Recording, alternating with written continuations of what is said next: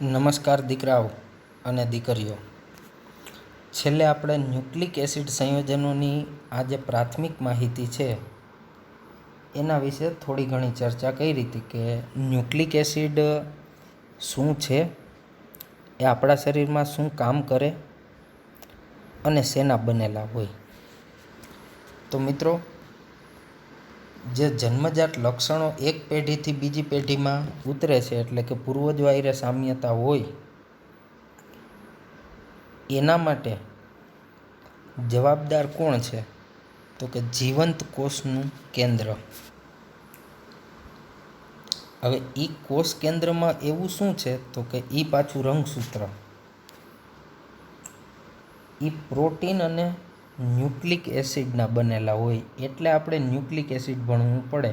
કારણ કે રંગસૂત્ર ન્યુક્લિક એસિડના બનેલા હોય અને એ રંગસૂત્ર કોષ કેન્દ્રમાં હોય ને જે એક પેઢીમાંથી બીજી પેઢીમાં લક્ષણને વારસાગત ઉતારે. મતલબ આનુવંશિકતા જાળવી રાખવાનું કામ ન્યુક્લિક એસિડ કરે. હવે ન્યુક્લિક એસિડ બે પ્રકારના હોય. એક હોય ડિઓક્સી રિબોઝ ન્યુક્લિક એસિડ એટલે ડીએનએ, ને બીજું હોય રિબો ન્યુક્લિક એસિડ એટલે આરએનએ. પણ પછી પાછું એમ કીધું કે જો કે ન્યુક્લિક એસિડ સંયોજનો છે એ ન્યુક્લિઓટાઇડની લાંબી શૃંખલાવાળા પોલિમર પદાર્થ છે. એટલે ઘણા બધા ન્યુક્લિઓટાઇડ જોડાય તો ન્યુક્લિક એસિડ બને. બરાબર ને? તો હવે પહેલાં તમારે ન્યુક્લિઓટાઇડ ભણવું પડે. એટલા માટે ન્યુક્લિક એસિડને જો અહીંયા નીચે કીધું પોલીન્યુક્લિઓટાઇડે કહેવાય, કારણ કે ઘણા બધા ન્યુક્લિઓટાઇડ જોડાય. તો હવે તમારે ન્યુક્લિઓટાઇડનું બંધારણ ભણવું પડે. અને એવા ઘણા બધા ન્યુક્લિઓટાઇડ જોડાય તો અહીંયા શું બને? Nucleic acid.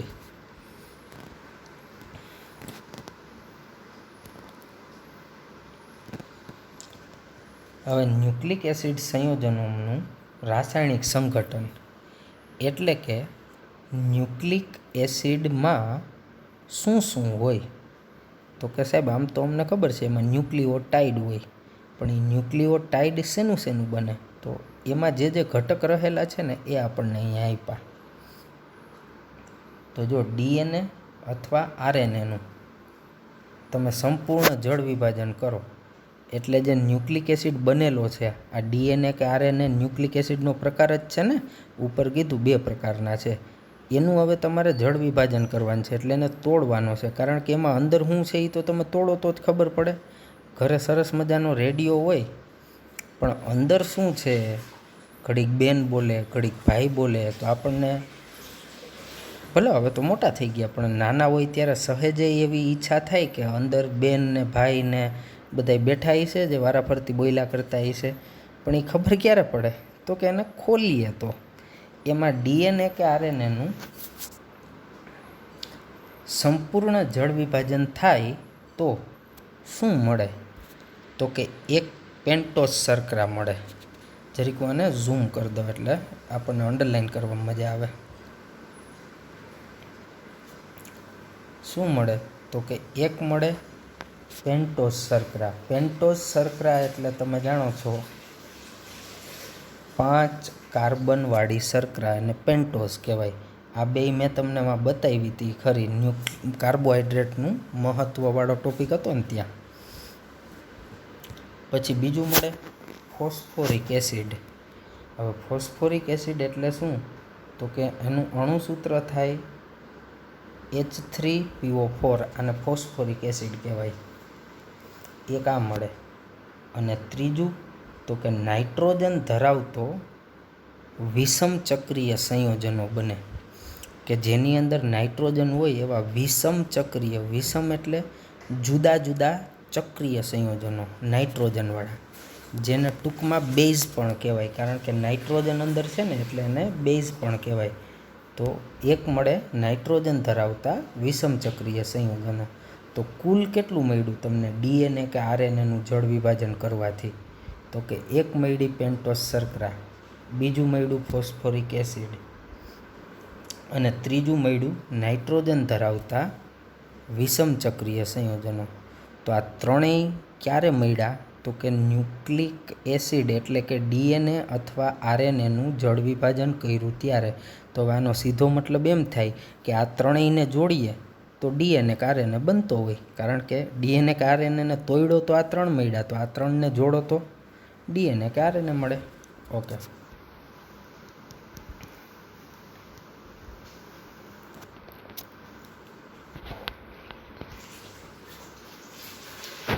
હવે મિત્રો જે ત્રણ ભાગ છે એ પહેલાં હું તમને બતાવી દઉં. અહીંયા કીધું ને એક શું મળે તો કે પેન્ટોસ શર્કરા મળે, એટલે કાં આ હોય ને કાં આ હોય.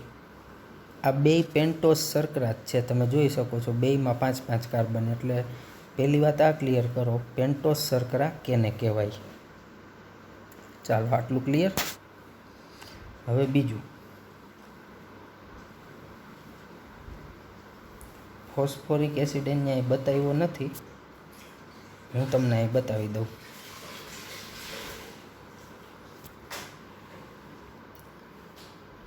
H3PO4 આને ફોસ્ફોરિક એસિડ કહેવાય. આનું બંધારણ આવું હોય, P પછી ડબલ બંધથી ઓક્સિજન, અહીંયા OH, નીચે OH અને સાઈડમાં OH. બરાબર, આને કહેવાય ફોસ્ફોરિક એસિડ. પણ આમાં છે ને મિત્રો ઘણીવાર ખાલી ફોસ્ફેટ આયન જ વાપરશે, તો એ પણ કેમ બને હું અત્યારે સમજાવી દઉં. હવે મિત્રો તમે અહીંથી આ Hને દૂર કરો તો H+ દૂર થાય તો O ઉપર કયો વીજભાર આવે? માઇનસ. એવી રીતે અહીંથી Hને દૂર કરો H+, તો ઓક્સિજન ઉપર કયો વીજભાર આવે? માઇનસ. અને અહીંયા પણ H+ દૂર થઈ જાય તો ઓક્સિજન ઉપર કયો વીજભાર આવે? માઇનસ. તો હવે તમને તમારી સ્ક્રીન ઉપર જે હું રાઉન્ડ કરી દઉં છું એટલો ભાગ જે દેખાય છે એ ભાગમાં શું વહેતું એને ભેગું કરીને લખવું હોય તો કે સાહેબ એમાં એક ફોસ્ફરસ વહેતો, ઓક્સિજન 4 વહેતા અને કુલ 3 વાર માઇનસ વીજભાર. તો આ જે PO4-3 છે ને આને ફોસ્ફેટ, PO4-3 આ ફોસ્ફેટ આયન કહેવાય, PO4-3. બરાબર, તો આ ફોસ્ફોરિક એસિડમાંથી જ બન્યો છે, એટલે કાંઈ નવું નથી. પણ શું થયું તો કે આ ફોસ્ફોરિક એસિડના 3 હાઇડ્રોજન દૂર થઈ જાય તો PO4ની ઉપર -3 વીજભાર આવે. એટલે આગળ ભણશું ને એમાં આખો ફોસ્ફોરિક એસિડ ક્યાંય નહીં આપ્યો હોય, ખાલી PO4-3 જ બતાવ્યું હોય છે. તો આપણે સમજી જવાનું કે એમાં હાઇડ્રોજન દૂર કરેલા છે.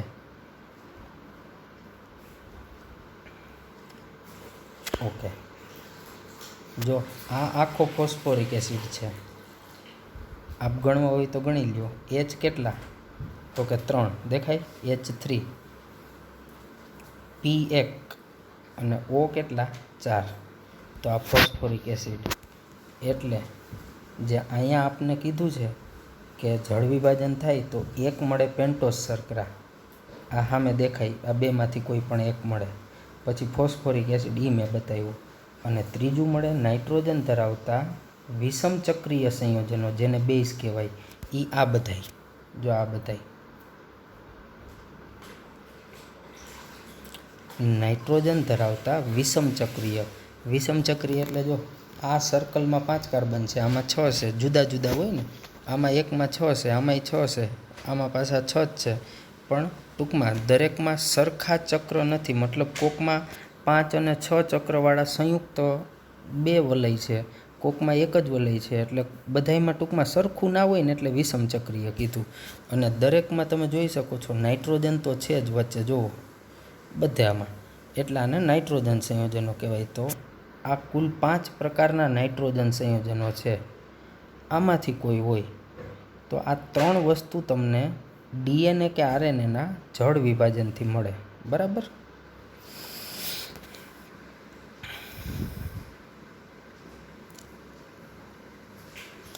હવે એમાં શર્કરા કુલ કેટલા પ્રકારની મેં કીધી? 2 પ્રકારની હોય, કાં તો આ હોય ને કાં તો આ હોય. તો એમાંય પ્રશ્ન થાય ને સાહેબ કંઈ આ હોય ને કંઈ આ હોય. તો જો ઉપર વાંચો વ્યવસ્થિત. ડીએનએ અણુમાં શર્કરાના અર્ધભાગ તરીકે શું હોય? તો કે βD2 ડિઓક્સીરિબોઝ હોય. એટલે જો તમે ડીએનએ બનાવતા હશો ને તો શર્કરા તરીકે આ ભાગ હશે. જ્યારે આરએનએ અણુમાં તે શું હોય? તો કે βD રિબોઝ હોય. તો આરએનએ અણુની અંદર આ શર્કરા હોય. ઓકે, તો કાં તો βD રિબોઝ હોય કાં તો βD2 ડિઓક્સીરિબોઝ હોય. બેમાંથી એક શર્કરા હોય. અને એ ક્યારે કઈ હોય એ ફિક્સ છે. જો ડીએનએ હોય તો βD2 ડિઓક્સીરિબોઝ ને આરએનએ હોય તો βD રિબોઝ. આ બે શર્કરા. હવે પ્રશ્ન એ થાય, જો મિત્રો આના બંધારણ યાદ રાખવા પડશે હો. આ તમારે યાદ રાખવાના બે બંધારણ. પણ આ પહેલાં ને બીજામાં ફેર કાંઈ નથી. જો અહીંયા બીજા કાર્બન ઉપર OH છે, અહીંયા બીજા કાર્બન ઉપર H જ છે ખાલી. એટલે આનું નામે જો થોડુંક બદલી ગયું ને એનું કારણ એ છે કે 2 બગડો ક્યાંથી આવ્યો? જો નામમાં કેટલો ફેર છે. βD તો બેયમાં સરખું. રિબોઝ એ સરખું, પણ વચ્ચે આટલું જુદું છે 2 ડિઓક્સી. આમાં શું કામે 2 ડિઓક્સી કીધું? તો એનું કારણ છે. કારણ કે અહીંયા બીજા કાર્બન ઉપર ઓક્સિજન હતો, અહીંયા બીજા કાર્બન ઉપર ઓક્સિજન નથી, દૂર થઈ ગયો. દૂર થયો એટલે ડીઓક્સી. અને કેટલામાં કાર્બન ઉપરથી? તો કે બીજા, એટલે 2 ડિઓક્સી કીધું. ચાલો ક્લિયર. નામ બેયના શર્કરાના બંધારણ યાદ રાખવાના. તો એક વસ્તુ ક્લિયર થઈ ગઈ કે ન્યુક્લિક એસિડ હોય એમાં ડીએનએ હોય કે આરએનએ હોય, 3 ભાગ મળે એનું જળ વિભાજન કરો તો. શર્કરા, ફોસ્ફેટ અથવા ફોસ્ફોરિક એસિડ અને બેઝ એટલે ઓલો વિષમ ચક્રીય. તો શર્કરા ક્યારે કઈ હોય, ડીએનએમાં કઈ હોય, આરએનએમાં કઈ હોય, એ આપ જાણી ગયા. નેક્સ્ટ,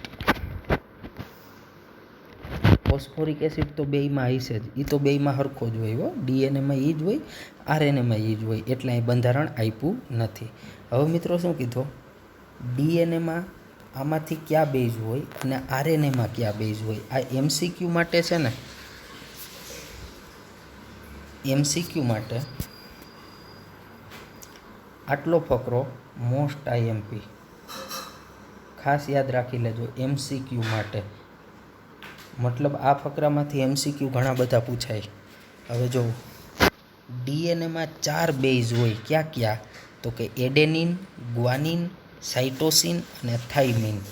મતલબ એને ટૂંકમાં યાદ રાખવા હોય તો AGCT આ ડીએનએમાં હોય. અને આરએનએમાં 4 બેઝ જ હોય. ક્યાં ક્યાં? તો કે પ્રથમ 3 બેઝ ડીએનએને સમાન, એટલે પહેલા 3 એડેનિન, ગ્વાનિન અને સાઇટોસિન આ ડીએનએની જેવા જ હોય આરએનએમાં. પણ ચોથું છે ને એ આરએનએની અંદર યુરેસિલ હોય, જ્યારે ડીએનએમાં કયું હતું? થાઇમિન હતું. તો બેયમાં 4 બેઝ હોય, ડીએનએ કે આરએનએ. ફેર ક્યાં? તો કે ડીએનએમાં થાઇમિન હોય અને આરએનએમાં યુરેસિલ હોય. બાકીના 3 આગલા સરખા. એડેનિન, ગ્વાનિન અને સાઇટોસિન ત્રણેયમાં સરખા. જો આ એડેનિન, ગ્વાનિન, સાઇટોસિન આ ત્રણેયમાં સરખા. ફેર ક્યાં હોય? તો કે થાઇમિન અને યુરેસિલ. હવે કોકને પ્રશ્ન થશે કે સાહેબ આ બેઝના બંધારણ અમારે ગુજરાત બોર્ડ અને ગુજકેટ માટે પાકા કરવાના તો કે નહીં કરવાના? નીટમાં જ્યારે આ ચેપ્ટર ચાલશે ત્યારે તમને સાહેબ કહેશે એમ તમારે કરવાનું. અત્યારે સાહેબ તમને એવું કહે છે કે ગુજકેટ અને ગુજરાત બોર્ડ માટે તમારે નથી કરવાના. ક્લિયર દીકરાઓ? ઓકે, બંધારણ નથી કરવાના, નામ યાદ રાખવાના છે. સરસ. તો આ આપણે જે મુદ્દો ભણ્યા એ મુદ્દો એ હતો કે ન્યુક્લિક એસિડ સંયોજનોનું રાસાયણિક સંગઠન. એટલે અત્યારે આપણે આ મુદ્દામાં માહિતી લીધી કે ન્યુક્લિક એસિડ શેનો બનેલો હોય. તો એને તોડ્યો તો ખબર પડી કે સાહેબ એમાં એક શર્કરા હોય, પછી ફોસ્ફોરિક એસિડ હોય અને બેઝ હોય. આ 3 ઘટક હોય એમાં. એ ત્રણેય ઘટક વિશે આપણે માહિતી લીધી. હવે શું કરવાનું છે તમને સાંભળીને મજા આવશે. હવે ન્યુક્લિક એસિડ બનાવવાનું છે. મજા પડી જાય ને? શું મજા પડી જાય? તો કે સાહેબ આ ત્રણેય ઘટકને હવે જોડી દેવું એટલે ન્યુક્લિક એસિડ પાછો બની ગયો. કાં? તો કે ન્યુક્લિક એસિડ એટલે કે ડીએનએ કે આરએનએને તોડ્યો તો ત્યાં તો આ ઘટક મળ્યા હતા. હવે આ જ ઘટકને જોડો તો ન્યુક્લિક એસિડ બની જાય. હા મિત્રો, બિલકુલ એવું જ કરવાનું છે.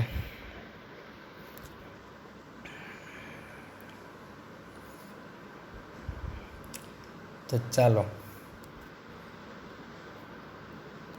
તમારી સામે જે છે એ પ્રશ્ન છે ન્યુક્લિક એસિડનું બંધારણ. શું છે મિત્રો? ન્યુક્લિક એસિડનું બંધારણ. હવે જુઓ, બંધારણ તો આગળથી યાદ છે ને. શર્કરા કેટલી હોય? તો કે 2 હોય. આ કાં બીટા ડી રિપોઝ હોય ને કાં બીટા D2 ડીઓક્સી રિપોઝ.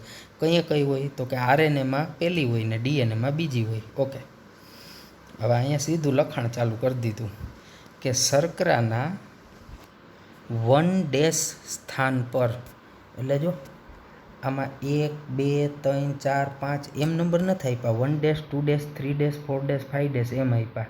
શું કામે? એ આગળ કહું, પણ પહેલાં એ જોવો તો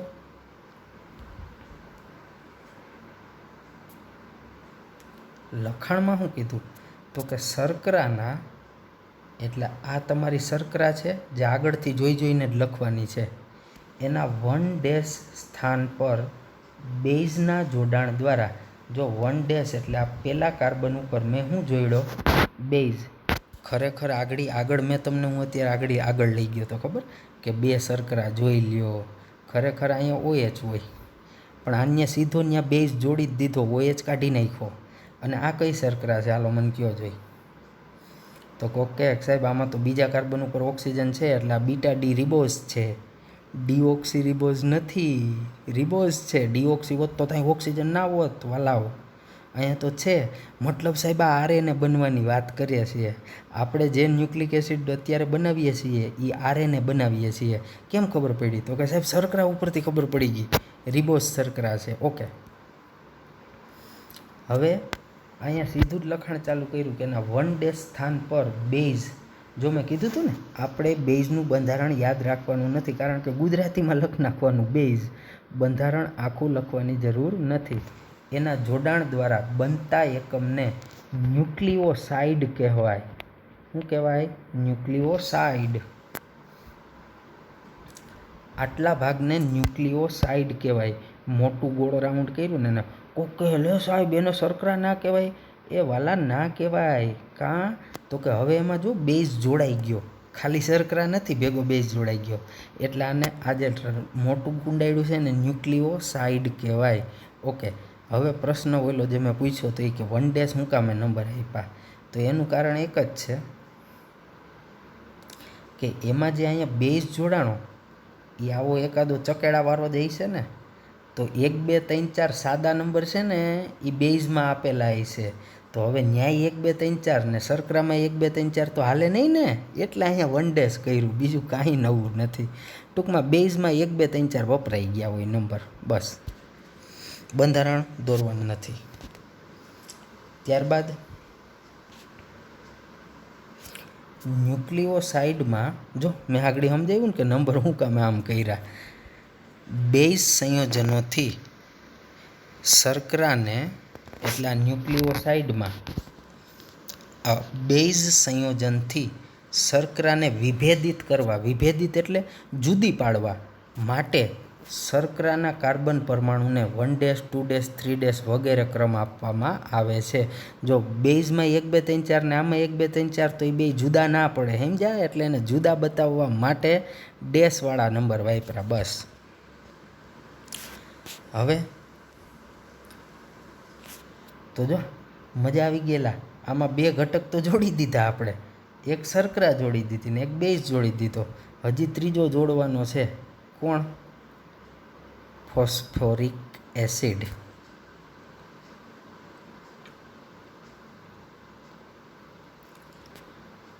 જ્યારે ન્યુક્લિઓસાઇડ શર્કરા અર્ધભાગ સાથે, એટલે આ ન્યુક્લિઓસાઇડ છે એમાં અડધું બેઝ છે ને અડધી શર્કરા છે, તો એમાં જે શર્કરા છે અર્ધભાગ એની સાથે ફોસ્ફોરિક એસિડ 5' સ્થાનેથી જોડાય ત્યારે આપણને ન્યુક્લિઓટાઇડ મળે. વાહ, એલા મળી ગયો ન્યુક્લિઓટાઇડ વાલા. અને આવા ઘણા બધા ન્યુક્લિઓટાઇડ જોડાય એટલે ન્યુક્લિક એસિડ, કારણ કે પોલીન્યુક્લિઓટાઇડ કહેવાતા હતા ને. હા, હવે કયા કાર્બન ઉપર ફોસ્ફોરિક એસિડ જોડાય? તો કે આ 5' જોઈ લ્યો દીકરાઓ, 5'. અહીંથી OH નીકળી જાય. હવે મેં તમને ખબર આગળ ઓલો ફોસ્ફેટ બતાવ્યો હતો, PO4-3, મતલબ H દૂર કરી નાખ્યા હતા. તો જો આ P, આ O 1, 2, 3 અને 4, એટલે PO4 અને -3 વાર. પણ એમાં અહીંયા 2 જ માઇનસ દેખાય છે, એક અહીંયા ને એક અહીંયા, કારણ કે ત્રીજો ત્યાં વપરાઈ ગયો હોય. તો આ આખું બની ગયું ન્યુક્લિઓટાઇડ. સરસ. તો શબ્દની માયાજાળ છે મિત્રો. બેઝ અને શર્કરા બે હોય તો એને કહેવાય ન્યુક્લિઓસાઇડ. પણ હવે જો બેઝ, શર્કરા ને એમાં ભેગો ફોસ્ફોરિક એસિડ જોડાઈ જાય તો એને કહેવાય ન્યુક્લિઓટાઇડ. ઓકે, હવે આને જ યાદ રાખવાનું છે. હવે તમારે કાંઈ નથી કરવાનું ને, આવા ઘણા બધા ન્યુક્લિઓટાઇડને જોડી દેવાના. ક્યાંથી જોડવાના, કયા કાર્બને, એ હું આગળ બતાવી દઉં. પણ તમારે તો આ જ બંધારણ ઘણા બધા લખીને પછી જોડી દેવાના, મતલબ ક્યાંય ગોખવાનું જ નથી. હવે આની જ કોપી પેસ્ટ કરવાની છે.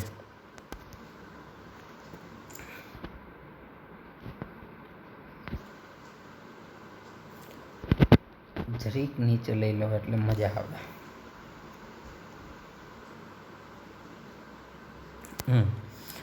હવે આ જે ન્યુક્લિઓટાઇડ છે એ ન્યુક્લિઓટાઇડ સંયોજનો એકબીજા સાથે પેન્ટોઝ શર્કરાના, એટલે આ જે છે આટલો ભાગ એ પેન્ટોઝ શર્કરા છે ને, પેન્ટોઝ એટલે 5 કાર્બનવાળી શર્કરા, એના 5' એટલે આ 5' અને 3' કાર્બન પરમાણુ વચ્ચે ફોસ્ફોડાયસ્ટર સાંકળથી જોડાય.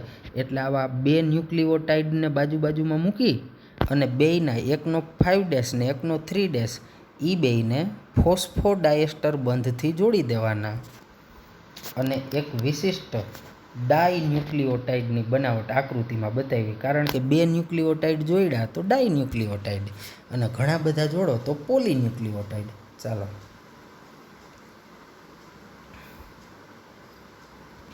જો આમાં અન્ય બહુ ટૂંકું કરી નાખ્યું.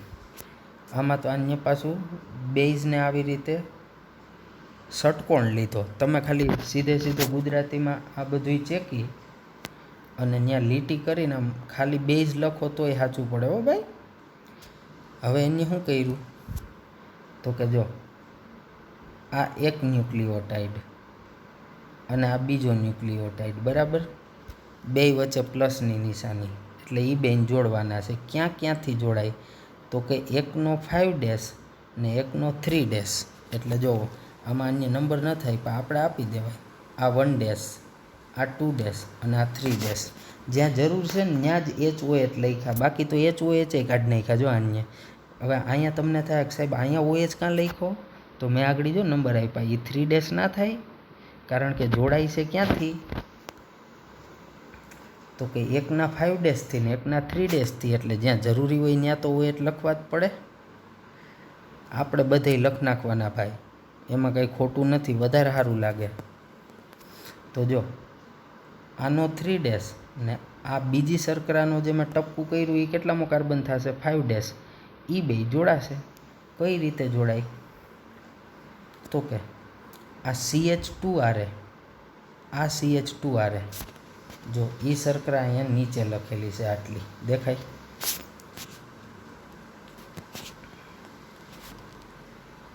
હું તમને બતાવું. જો આ શર્કરા આ એનો બેઝ, આ બેઝ, પછી આ CH2. હવે આ ભાગ જે આડો છે ને એને ઊભો કરી નાખો. ઊભો કરશો એટલે શું આવશે? પહેલાં ઓક્સિજન, અહીં રહ્યો ઓક્સિજન, પછી ફોસ્ફરસ, પછી એકવાર દ્વિબંધથી ઓક્સિજન, એકવાર સિંગલ બંધથી છે. હવે આ જે ઓક્સિજન છે એ અહીંયા જોડાઈ જશે 3 ડેશ આયરે, એટલે જો અહીં જોડાઈ ગયો. ત્યાંથી હું દૂર થઈ ગયું OH, અને બીજામાંથી H જતું હોય એટલે કુલ પાણી દૂર થાય, પણ એ બતાવ્યું નથી તો આપણે બતાવવાની જરૂર નથી. તો ટૂંકુને ટચ એકનો 3 ડેશ, આ 3 ડેશવાળો કાર્બન બીજી શર્કરાના 5 ડેશ કાર્બન છે એના ઓક્સિજન હારે જોડાઈ જાય, એટલે આ જે બંધ બન્યો ને આને ફોસ્ફોડાયસ્ટર સાંકળ કહેવાય ટૂંકમાં. બરાબર. મેં જે તમને આ લાલ લીટી કરી ને આ વાકી, બસ તમારે એમ જોડીને અહીં બાજુમાં લખ નાખવાના આ રીતે બેયને, એટલે બની ગયું. અહીંથી શું કાઢી નાખવાનું? OH. હવે તમે જોઈ લ્યો, આ OH કાઢી નાખો આ, અને હવે આટલું મેં જે લાલ લીટી આમ જોડી છે એટલું જોડી અને આ PO4 જે આડું છે એને આવી રીતે ઊભું કરજો એટલે થઈ ગયું. હજી આમાં આગળ હાલતું જ રહે ને કાં? તો કે હવે નીચેની શર્કરાનો આ કયો થાય 3 ડેશ, એ આમ નીચે કોઈ ક્યારે 5 ડેશ આયરે જોડાયેલો હોય છે, અહીંયા ઉપર 5 ડેશ, એ આમ 3 ડેશ આયરે. ઓકે, તો આખું બંધારણ કેવું થયું? તો કે જો આવું થયું. હાલે ભાઈ. હા, બેઝ આવ્યું, હાલો બેઝ આવ્યું, પછી શર્કરા આવી, તો કે શર્કરા ને ફોસ્ફેટ આવ્યું, ફરી પાછું બેઝ શર્કરા ફોસ્ફેટ, બેઝ શર્કરા ફોસ્ફેટ, બેઝ શર્કરા ફોસ્ફેટ, આમ હાઈલા જ કરશે. એટલે એણે આટલા ભાગને N કહી દીધો. જો અહીંયા દેખાય ને નાનકડો, કારણ કે બેઝ શર્કરા ફોસ્ફેટ. પણ લખવાનું આમ જ હો, કારણ કે આ બેઝ અને ફોસ્ફેટ આ બે વચ્ચે ભાગીદારીમાં કોણ હોય? શર્કરા. એટલે જો બેઝ અને ફોસ્ફેટ વચ્ચે કોણ હોય? શર્કરા. બેઝ અને ફોસ્ફેટ વચ્ચે કોણ? શર્કરા. અથવા તો એમ પણ કહી શકું કે આ બે શર્કરાનું જોડાણ કોણ કરે છે? ફોસ્ફેટ. આ 1 અને 2 શર્કરા જોડાણ કોણ કરે? ફોસ્ફેટ. ઓકે, એ તો તમે સમજી જાઓ. તો આ એનું એક સાદું સ્વરૂપ છે. બીજું કહું, આ બંધારણ માત્ર જાણકારી માટે છે, આ ક્યાંય લખવાનું દોરવાનું નથી.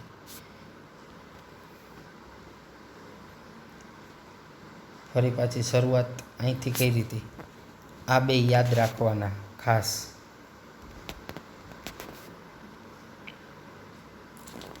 આ બંધારણ યાદ રાખવાના નથી.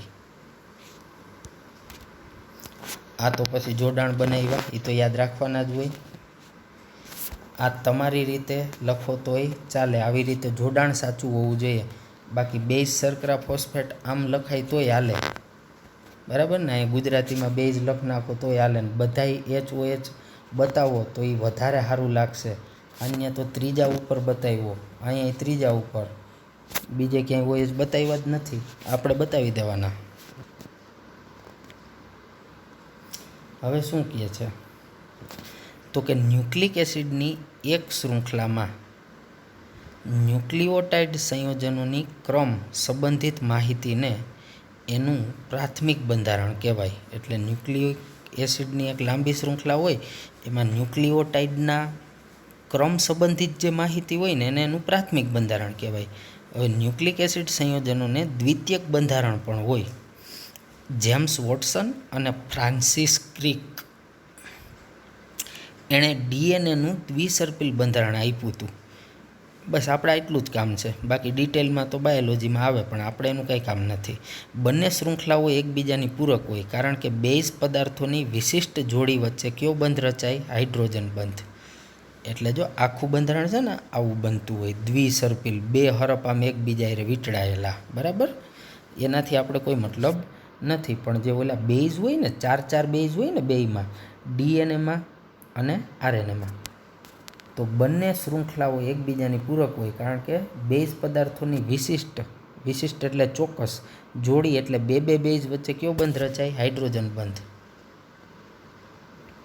એમાં જો કીધું એડેનિન અને થાઇમિન સાથે હાઇડ્રોજન બંધ બનાવે. તો જો અહીં આકૃતિમાં A અને T, અને ખાસ આકૃતિ ઉપરથી એ યાદ રાખી લેજો, એડેનિન અને થાઇમિન વચ્ચે દ્વિબંધ હોય. જુઓ આકૃતિમાં જ્યાં જ્યાં A અને T છે ને બધે દ્વિબંધ જ છે. દેખાય? જ્યારે સાઇટોસિન અને ગ્વાનિન સાથે હાઇડ્રોજન બંધ બનાવે તો આ સાઇટોસિન અને ગ્વાનિન એ પણ યાદ રાખજો, સાઇટોસિન અને ગ્વાનિન હારે ત્રિબંધ હોય, એડેનિન અને થાઇમિનમાં દ્વિબંધ હોય. એ લખાણમાં નથી પણ આકૃતિમાંથી આટલું યાદ રાખવાનું. આ કોની વાત થઈ? પહેલો ફકરો ડીએનએ. આરએનએમાં તો કે આરએનએના બંધારણમાં એક જ શૃંખલાની બનેલી સર્પિલ રચના હોય. એની આકૃતિ અહીં નથી આપી, આપણે એનું કંઈ કામ નથી. જે કેટલીક વખત પોતાના પર પરત વળે, એટલે એક જ શૃંખલામાં સર્પિલ આકારે હોય અને એ કંઈક એની ઉપર પાછી વીંટળાઈ જાય, પરત વળે. આરએનએ અણુ 3 પ્રકારના હોય અને તેઓ જુદા જુદા કાર્ય કરે. એના નામ છે સંદેશાવાહક આરએનએ એટલે કે મેસેન્જર આરએનએ, એને ટૂંકમાં કહેવાય એમઆરએનએ. બીજો છે રિબોસોમલ આરએનએ, એને કહેવાય આરઆરએનએ. અને ત્રીજો છે સ્થાનાંતર આરએનએ અથવા ટ્રાન્સફર આરએનએ, જેને કહેવાય ટીઆરએનએ. બસ અહીંયા આપણો પ્રશ્ન પૂરો થાય છે. સમજી ગયા દીકરાઓ? તો આ પ્રશ્નમાં શું ભણ્યા? તો કે ન્યુક્લિક એસિડનું બંધારણ કયો બનાવ્યો ભાઈ? ડીએનએ બનાવ્યો કે આરએનએ? તો કે સાહેબ શર્કરામાં બીજા કાર્બન ઉપર OH છે, મતલબ આ જે શર્કરા છે ને એ અમને બીટા ડી રિબોઝ લાગે છે. એટલે અટાણે આ જે પહેલાં બન્યો આ ન્યુક્લિઓસાઇડ, પછી બન્યું ન્યુક્લિઓટાઇડ, અને એવા 2 ન્યુક્લિઓટાઇડને ભેગા કર્યા તો ડાયન્યુક્લિઓટાઇડને હજી ઘણા બધા કરશું એટલે પોલીન્યુક્લિઓટાઇડ, મતલબ આરએનએ બનશે સાહેબ. કારણ કે શર્કરા હતી ને આરએનએની શર્કરા હતી. ઓકે, ડીએનએની લ્યો તો ડીએનએ બને. ઓકે, અહીંયા આરએનએનું બંધારણ આપ્યું. પછી 2 વિશે થોડી માહિતી આપી કે ડીએનએમાં વોટસન અને ક્રિકે આવું કીધું, એમાં 2 બેઝ વચ્ચે હાઇડ્રોજન બંધ હોય. એક એડેનિન અને થાઇમિન વચ્ચે હોય, બીજો ગ્વાનિન અને સાઇટોસિન વચ્ચે હોય. આકૃતિ જરૂરી નથી, પણ એડેનિન થાઇમિનમાં દ્વિબંધ હોય, ગ્વાનિન સાઇટોસિનમાં ત્રિબંધ હોય. ઓકે, આરએનએમાં એક જ શૃંખલા હોય, પાછી વળી શકે. એના 3 પ્રકાર: મેસેન્જર એમઆરએનએ, રિબોઝોમલ આરઆરએનએ અને ટ્રાન્સફર ટીઆરએનએ. વાત પૂરી થઈ ગઈ. હવે આ જે ન્યુક્લિક એસિડ સંયોજનોનું જૈવિક કાર્ય શું છે? તો હવે આ કંઈ થોડું ભણવાનું હોય, આ તો તમને ખબર જ છે. આ ટોપિક જ મેં ચાલુ કર્યો ત્યારે એના જૈવિક કાર્યની માહિતી જ મેં ગયા વિડીયો લેક્ચરમાં છેલ્લે આપી હતી તમને, કે એનું કાર્ય શું છે. તમને હું પૂછીશ તોય તમે કહો કે સાહેબ અમને ખબર છે. એનું કાર્ય શું? તો કે પેઢી દર પેઢી લક્ષણોનું વહન કરવું, એટલે કે આનુવંશિકતા જાળવવી. બાપ એવા બેટા ને વડ એવા ટેટા. તો શું કામે? તો કે એનામાં એવા પ્રકારના ન્યુક્લિક એસિડનું વહન થાય, રંગસૂત્રો વહન પામે છે. ચાલો જોઈ લઈએ, ભણી લઈએ બીજું શું. તો કે ડીએનએ આનુવંશિકતા માટેનો રાસાયણિક પાયો છે અને તેને જનીન માહિતીના સંગ્રાહક તરીકે ગણવામાં આવે. એટલે કોઈ પણ સજીવની જે જનીનિક માહિતી હોય ને એમાં સંગ્રહાયેલી હોય ડીએનએમાં. ડીએનએ સજીવોની જુદી જુદી જાતિઓની ઓળખને લાખો વર્ષો સુધી જાળવી રાખવા માટે વિશિષ્ટ રીતે જવાબદાર હોય છે. કોષ વિભાજન દરમિયાન એક ડીએનએનો અણુ સ્વયં બેવડાય એટલે એનું ડુપ્લિકેશન થાય, બેવડાય શકવા સક્ષમ હોય. એટલે કોષ વિભાજન થાય, એકમાંથી 2 બને ત્યારે ડીએનએનો અણુ પણ ડુપ્લિકેશન બેવડાય એકમાંથી 2 બનવા માટે સક્ષમ હોય. અને સમાન ડીએનએ શૃંખલા બાળકોષોમાં સ્થાનાંતર પામે. એટલે નવો કોષ બન્યો હોય એમાં મૂળ કોષમાં હોય એવી જ ડીએનએની શૃંખલા નવા કોષમાં જાય. વાસ્તવમાં કોષમાં પ્રોટીન છે એ જુદા જુદા આરએનએ અણુઓ દ્વારા સંશ્લેષિત થાય. એટલે પ્રોટીન કેના દ્વારા સંશ્લેષણ પામે? આરએનએ દ્વારા. પણ ચોક્કસ પ્રોટીનના સંશ્લેષણનો સંદેશ કેમાં હાજર હોય? ડીએનએમાં. મતલબ એ પ્રોટીનને સંશ્લેષણ કરવા માટેનો મેસેજ કોણ આપે? તો કે ડીએનએ. પણ પ્રોટીનનું સંશ્લેષણ કોણ કરે? આરએનએ. પણ એને કરવા માટેનો મેસેજ કોણ આપે સંશ્લેષણ કરવા માટેનો? તો કે ડીએનએ. ઓકે દીકરાઓ, તો અહીંયા ન્યુક્લિક એસિડ આપણું પૂરું થાય છે દીકરાઓ. ત્યારબાદ આ લેક્ચરનો, આ ચેપ્ટરનો છેલ્લો ટોપિક અંતઃસ્ત્રાવો એ બાકી રહે છે. ત્યારબાદ સાથે સાથે હું લખાણ સંબંધિત પ્રશ્નો પણ કરાવી દઈશ અને આપણું આ ચેપ્ટર પૂરું થશે મિત્રો. તો આજના લેક્ચરની અંદર આપણે શું શીખ્યા? તો કે પહેલી વાત, ન્યુક્લિક એસિડ સંયોજનોનું રાસાયણિક સંગઠન શીખા કે એમાં ખરેખર શું હોય તમને એ તો ખબર ને ભાઈ. ન્યુક્લિક એસિડ એટલે શું? તો કે પોલીન્યુક્લિઓટાઇડ એટલે તો કે ઘણા બધા ન્યુક્લિઓટાઇડ. તો પોલીન્યુક્લિઓટાઇડને બીજા શબ્દોમાં ન્યુક્લિક એસિડ કહેવાય. અને ન્યુક્લિક એસિડના બે પ્રકાર છે, ડીએનએ કે આરએનએ. એનું જળ વિભાજન કરો તો તમને 3 વસ્તુ મળે. એક પેન્ટોઝ શર્કરા મળે, એક ફોસ્ફોરિક એસિડ, અને ત્રીજું મળે નાઇટ્રોજન ધરાવતા વિષમ ચક્રીય સંયોજનો, જેને શું કહેવાય? બેઝ. શર્કરા બે હોય, એક હોય બીટા ડી રિબોઝ ને બીજી હોય બીટા ડી 2-ડીઓક્સી રિબોઝ. આ આરએનએમાં હોય, આ ડીએનએમાં હોય. હવે આને ડીઓક્સી અને 2 શું કામ આવ્યો? તો કે બીજા કાર્બન ઉપરથી ઓક્સિજન જો અહીંયા છે, અહીંયા દૂર થઈ ગયેલો છે, એટલે ડીઓક્સી આવ્યો. ચાલો, તો આ બેમાંથી એક શર્કરા. ક્લિયર? પછી છે બેઝ. તો કુલ 5 બેઝ, પણ એમાં ડીએનએમાં તો કે ડીએનએમાં 4 હોય. ક્યાં ક્યાં? તો કે એડેનિન, ગ્વાનિન, સાઇટોસિન અને થાઇમિન. આરએનએમાં તો કે પહેલા 3 હરખા, એડેનિન, ગ્વાનિન અને સાઇટોસિન. ચોથો કયો હોય? યુરેસિલ. મતલબ પ્રશ્ન પૂછે કે આરએનએમાં કયો બેઝ ના હોય? તો કે થાઇમિન ના હોય. અને ડીએનએમાં કયો ના હોય? તો કે યુરેસિલ ના હોય. થઈ ગયું ને MCQ? આવા પ્રશ્નો પૂછાય. હવે એનું બંધારણ ભણવાનું ન્યુક્લિક એસિડનું. તો આ 3ને જ જોડવાના છે, એટલે વાં 2 શર્કરા છે એમાંથી કોઈ પણ એક લીધી. અહીંયા કઈ લીધી તમે ઓળખી જાઓ. આરએનએ વાળી લીધી છે, બીટા ડી રિબોઝ, કારણ કે બીજા ઉપર જો OH છે. હવે એના 1' એટલે પહેલા કાર્બન ઉપર જ સીધો બેઝ જોડી દીધો, જેને કીધો ન્યુક્લિઓસાઇડ. હવે અહીંયા 1' 2' શું કામ આપ્યા? તો કે બેઝમાં સાહેબ 1 2 3 4 નંબર આપી દીધા છે, એટલે શર્કરાને બેઝથી જુદી પાડવા, વિભેદિત કરવા આપણે 1' 2' નંબર આપીએ. ઓકે. હવે આ ન્યુક્લિઓસાઇડની શર્કરાનો જે અડધો ભાગ છે, એટલે આ ભાગ અડધો બેઝ છે ને અડધો શર્કરા છે, એમ અડધો બે થઈને આખો. એ ફોસ્ફોરિક એસિડના 5' સ્થાનેથી જોડાય ત્યારે ન્યુક્લિઓટાઇડ બને. હવે ફોસ્ફોરિક એસિડ મેં પહેલાં ચોકવેટથી પહેલાં તમને એટલે સમજાવ્યું. આમાં H લીધા જ નથી, સીધો જો ઓક્સિજન જ જોડ્યો ને અહીંયા H દૂર કરીને માઇનસ કરી દીધા. બરાબર? તો આ આખું બન્યું ન્યુક્લિઓટાઇડ. હવે આવા 2 ન્યુક્લિઓટાઇડ કેમ જોડાશે? તો કે ન્યુક્લિઓટાઇડ સંયોજનો એકબીજા સાથે પેન્ટોઝ શર્કરાના 5' અને 3' કાર્બન પરમાણુ વચ્ચે ફોસ્ફોડાયસ્ટર સાંકળથી જોડાય. તો એનું પણ જોડાણ તમને આપ્યું છે. અહીંયા નંબર નથી આપ્યા, પણ આ 1' થશે, આ 2' થશે. એવડો ડેશ ના હોય. આ 2' થશે અને આ 3' કાર્બન થશે. જો ન્યા OH બતાવ્યો. હવે એ 3' વાળો કાર્બન એ બીજી ન્યુક્લિઓટાઇડના 5' વાળા ઓક્સિજન હારે જોડાય. એટલે આજે મેં લીટો કર્યો આડો એમ જોડી દો, પણ આને આ ભાગને અહીંયા ઊભો કરી નાખ્યો જો, અને અહીંથી OH દૂર કરી દો, એટલે 2 ન્યુક્લિઓટાઇડ જોડાણા. તો આ ડાઈ ન્યુક્લિઓટાઇડ બન્યું. અને આ જે વચ્ચેનો બંધ છે એને ફોસ્ફોડાયસ્ટર સાંકળ કે ફોસ્ફોડાયસ્ટર બંધ કહેવાય. હવે એનું સાદું સ્વરૂપ અહીંયા આપ્યું કે બેઝ શર્કરા ફોસ્ફેટ, બેઝ શર્કરા ફોસ્ફેટ. આમ આવેલું જાય જો, બેઝ શર્કરા ફોસ્ફેટ. કોકને એમ થાય સાહેબ આ બેઝને અહીંયા લખ્યો હોય તો ના હાલે નીચે? તો પછી નીચે લખ અહીંયા, તો ફોસ્ફેટ પાછો બેઝ હારે જોડાયેલો હોય એવું સાબિત થાય. તો ક્યાં ફોસ્ફેટ બેઝ હારે જોડાયેલો છે? નહીં. એટલે બેઝ અલગથી જ છે, એ માત્ર શર્કરા હારે જ જોડાય.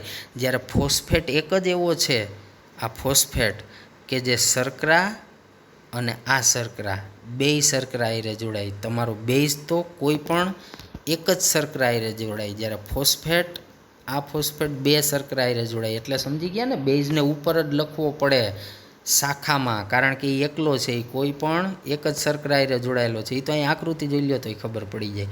ઓકે દીકરાઓ,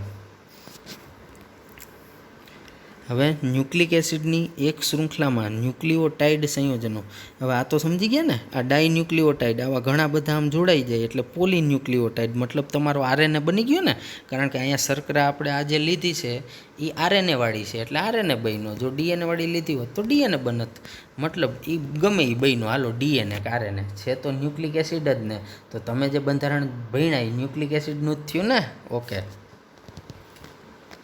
ન્યુક્લિક એસિડની એક શૃંખલામાં ન્યુક્લિઓટાઇડ સંયોજનોની ક્રમ સંબંધિત માહિતીને પ્રાથમિક બંધારણ કહેવાય. હવે એ ન્યુક્લિક એસિડના દ્વિતીયક બંધારણ પણ હોય. એનો અભ્યાસ કોને કર્યો? જેમ્સ વોટસને અને ફ્રાન્સિસ ક્રિકે. એને ડીએનએનું દ્વિસર્પિલ એટલે અહીં આકૃતિમાં આપ્યું છે. બંને શૃંખલા એકબીજાની પૂરક હોય. પૂરક એટલા માટે કે આ શૃંખલા અને આ શૃંખલા એનો ક્રમ એકબીજાથી ઉલટો થતો હોય, બાકી પૂરક જ હોય. જો હું તમને સમજાવું, અહીંયા જી છે તો અહીંયા સી છે, તો આગળ જુઓ આ બાજુ સી છે તો અહીંયા જી છે, તો એકવાર જી હોય આ શૃંખલામાં તો બીજી વાર સી હોય, મતલબ સામે સરખું જ હોય, એમાં કંઈ જુદું ના હોય. અહીંયા તમને જોવા મળશે, જો અહીંયા એ છે તો અહીંયા ટી, પછી અહીંયા ટી તો પાછો અહીંયા એ, તો હવે અહીંયા એ તો અહીંયા ટી, આમ પૂરક એટલે વિરુદ્ધ. અહીંયા એ હોય તો આ ટી હોય, અહીંયા જી હોય તો આ સી હોય, અથવા અહીંયા સી હોય તો આ જી હોય, અહીંયા ટી હોય તો આ એ હોય, આમ પૂરક. અને વિશે એ મહત્ત્વનું નથી, મહત્ત્વનું આ છે કે હાઇડ્રોજન બંધ રચાય, એડેનિન અને થાઇમિન બનાવે અને ગ્વાનિન અને સાઇટોસિન બનાવે. પણ એમાં યાદ રાખવાનું, એડેનિન થાઇમિનમાં દ્વિબંધ હોય, સાઇટોસિન ગ્વાનિનમાં ત્રિબંધ હોય. એટલે કે એડેનિન અને થાઇમિન આમાં દ્વિબંધ, જ્યારે સાઇટોસિન અને ગ્વાનિન આમાં ત્રિબંધ. આરએનએમાં તો કે એમાં એક જ સર્પિલ આકાર હોય, એ કંઈક પોતાના ઉપર પાછી વળી જાય. 3 પ્રકાર: મેસેન્જર એમઆરએનએ, રિબોઝોમલ આરઆરએનએ અને સ્થાનાંતર કે ટ્રાન્સફર ટીઆરએનએ. ઓકે, જય હિન્દ.